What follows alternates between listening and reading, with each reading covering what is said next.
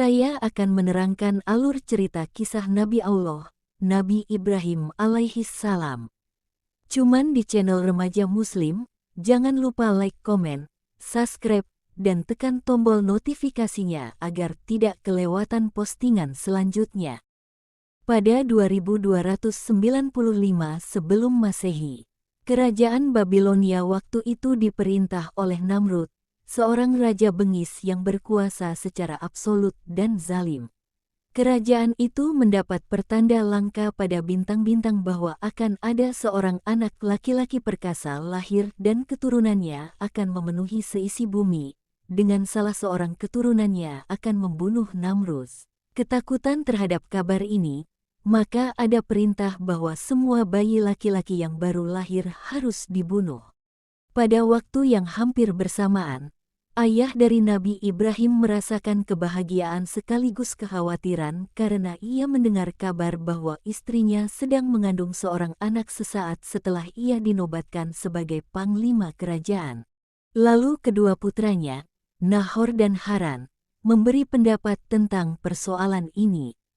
Haran, sebagai seorang ahli nujum, berpendapat bahwa sang ayah dapat menyerahkan anak itu kepada raja, sebab Haran meyakini bahwa belum ada pertanda di langit yang gagal. Sekalipun harus diserahkan ke pedang atau perapian, Haran percaya akan ada keajaiban yang membuat anak itu tetap hidup. Sedangkan Nahor memberi saran supaya ibu meninggalkan negeri Babilonia selama beberapa waktu, sementara itu sang ayah dapat menyerahkan bayi lain sebagai ganti Ibrahim. Sang ayah menerima saran Nahor supaya menyelamatkan diri dari negeri Babilonia. Ibu Ibrahim ditempatkan di sebuah gua bersama seorang pengasuh sampai hari bersalin dan sang ayah mengambil seorang bayi dari seorang hambanya untuk diserahkan ke Namrud. Ketika penyembelihan bayi dilakukan, Namrud bergembira sebab ia menyangka ancaman bagi kerajaannya telah lenyap. Sementara itu, setelah ibu Ibrahim mengalami persalinan, ia bersama pengasuh meninggalkan Ibrahim seorang diri di gua.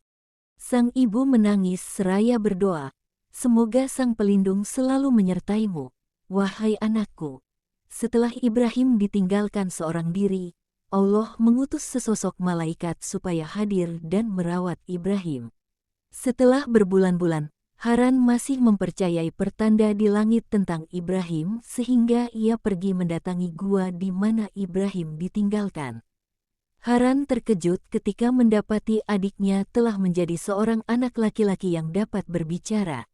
Haran mengajak Ibrahim pulang ke negeri Babilonia, namun Ibrahim sempat menolak seraya menyatakan bahwa ia tidak mempunyai rumah karena ia mengaku telah tersesat di sebuah tempat yang tidak ia kenal. Pada akhirnya Haran berhasil membawa Ibrahim ke rumah sang ayah di Babilonia. Ketika Haran mempertemukan Ibrahim, sang ayah tidak percaya bahwa anak yang diajak Haran itu merupakan bayi yang telah ditinggalkan selama berbulan-bulan di gua. Ketika Ibrahim ditanya siapa yang selama ini memberinya makan, ia menjawab bahwa Yang Maha Pemberi yang menyediakan makanan untuknya. Lalu ia kembali ditanya tentang siapa yang merawatnya saat sakit. Ia menjawab bahwa Yang Maha Menyembuhkan yang melakukannya.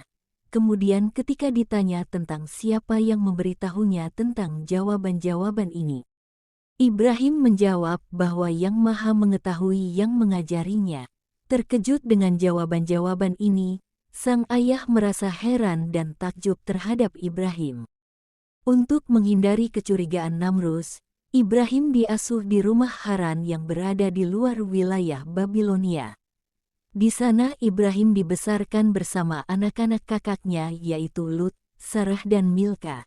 Ketika Ibrahim telah berusia 12 tahun, ia merasa kehilangan sosok yang sebelumnya memberi makan dan perlindungan untuk dirinya. Terlebih ia mendapati orang-orang di negeri itu merupakan para penyembah patung berhala. Setelah berguru di rumah Nuh, Ibrahim memutuskan pergi sebab ia belum mendapat jawaban dalam pencariannya. Tatkala Ibrahim kembali ke rumah ayahnya, Ia sering mendapati ayahnya sedang membuat patung-patung serta meletakkan makanan di depan patung-patung itu sehingga menyebabkan Ibrahim bertanya-tanya tentang perilaku sang ayah. Mendapati jawaban bahwa sang ayah menyembah patung karena tradisi leluhur, Ibrahim mempertanyakan tradisi ini namun sang ayah membiarkan Ibrahim. Pada zaman Ibrahim, sebagian besar orang di Mesopotamia beragama politeisme, yakni tradisi penyembahan lebih dari satu dewa. Baik berupa dewa-dewa di muka bumi maupun dewa-dewa di langit dan orang-orang tersebut membuat patung sebagai simbol dewa-dewa itu. Ketika Ibrahim bertanya tentang Tuhan kepada Nahor, kakaknya menjelaskan bahwa di langit ada dewa-dewa. Akan tetapi Ibrahim merasa perlu membuktikan ucapan ini.